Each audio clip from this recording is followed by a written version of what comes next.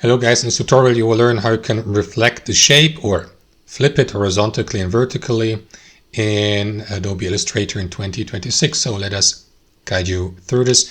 So let me insert, for instance, let me draw a triangle using the pencil tool here. 1, 2, and 3 to set the end point or end anchor of that triangle. So as you can see now, that's the triangle. Now let me just apply a fill color so that we see the result.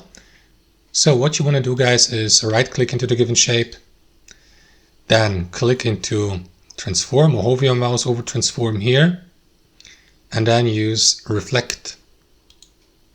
And then you may choose whether you'd like to flip the given shape horizontally, vertically, and also adjust the angle here.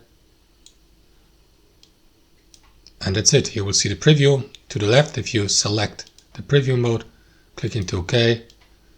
And that's how you reflect or flip shapes in Adobe Illustrator. Thanks for watching, and I'll see you next time.